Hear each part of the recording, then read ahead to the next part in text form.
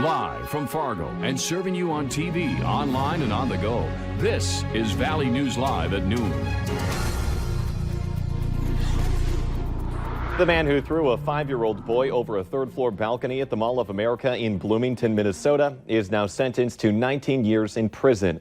Hi, everyone, and thank you for joining us. I'm Jordan Schreier. 24-year-old Emmanuel Aranda pleaded guilty to attempted first-degree murder last month. Investigators say he went to the mall that April day looking for someone to kill. The boy survived and is recovering from the attack. As part of the plea agreement, Aranda could be released from prison in 12 years for good behavior. In our schemes and ripoffs this afternoon, the Better Business Bureau of Minnesota and North Dakota is warning people about a puppy scam hitting people around the region. It's where a person or organization claims to be selling puppies online and wants you to wire money for the dog that will then be shipped to your house. The BBB has received complaints about one that says it's based in Edina, Minnesota. Multiple people wire them money for a dog that never shows up, and they never hear from the seller again. The BBB says the best way to avoid this is to look at a dog in person and meet the owner or seller before buying any pet. Taking that live look outside right now, it seems we still have a bit of that haze, but taking a walk outside, if you're going to do that on your lunch break, it feels pretty good out there.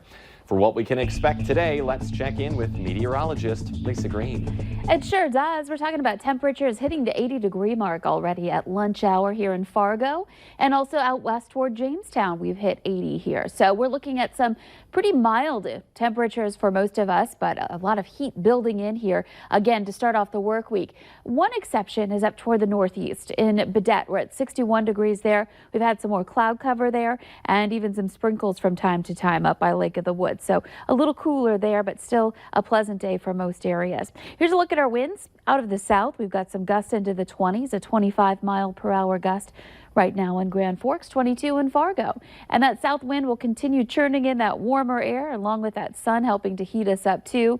And you can see we're mainly missing out on that rain system that's affecting Winnipeg's getting a little thunderstorm right now. And the Lake of the Woods area, you can see some sprinkles in the vicinity and the rest of us looking pretty quiet. So for your afternoon, expect temperatures to continue to climb further into the 80s or reach the 80s for those of us who haven't quite gotten there yet. And there is a chance for an isolated thunderstorm here for later today and tonight. We'll talk about that and take a look at the rest of the week ahead too, coming up in just a few minutes. All right. Thank you, Lisa. One man was taken to the hospital after a police chase this morning.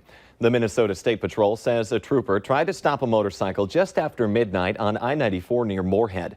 The motorcycle initially pulled over, but then took off when the trooper pulled up behind him. The driver turned onto Highway 336 and after about 8 miles, missed a curve and crashed his motorcycle. The suspect is being treated in Fargo. There's no word on his condition. Police are looking for 2 people who jumped out of a moving car during a police chase and then ran off. Grand Forks police were trying to stop a driver just after midnight today when they say he and a passenger bailed out of the car. The car kept going, hit one tree, drove over a curb, and then finally stopped when it hit a second tree in the 500 block of Cherry Street. Officers were not able to find the driver, who they identified as Charles Collins. Police aren't sure who the passenger was. While investigators in Virginia Beach search for a motive in Friday's deadly shooting, the community is coming together to grieve and remember the 12 lives taken so violently. Catherine Johnson has the latest from Virginia Beach. People in Virginia Beach are wearing the color blue today in tribute to the 12 people gunned down Friday. It makes us feel part of the community, a certain togetherness, and it just makes us all feel as one. Well-wishers are gathering at a growing memorial not far from the municipal building where the massacre took place.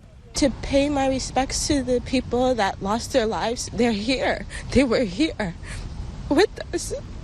There's a cross here for each of the victims, a local contractor and 11 city employees. Their combined years of service total more than 150 years. One survivor says colleague and friend Keith Cox may have saved 7 lives before he was killed. He directed the group to hide inside an office. We ran in there and I turned and I said, come on. And he said, I'm going to go check on other people. Barricade yourself in. Investigators are trying to determine the motive for the shooting. The suspect, Dwayne Craddock, died after a shootout with police.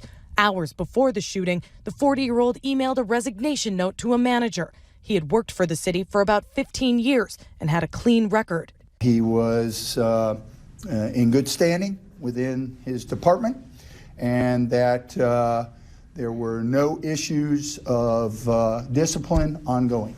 At the memorial site, therapy dogs have been brought in.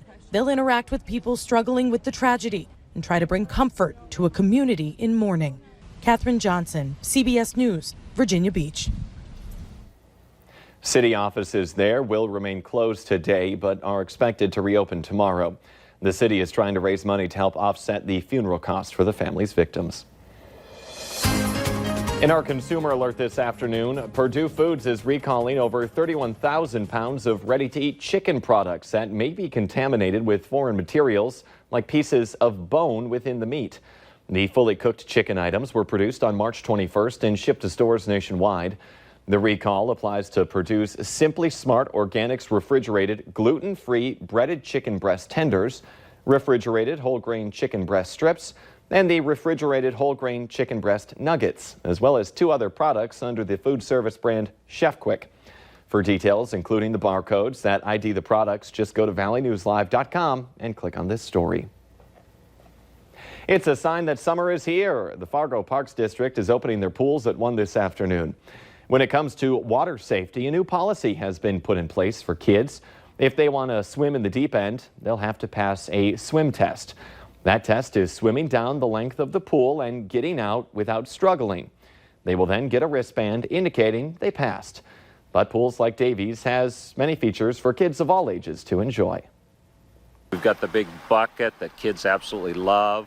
We've got the climbing wall, and then we've got the 2 big water slides, including that yellow drop slide. So a lot of fun for everybody in the whole family, no matter what age or skill level.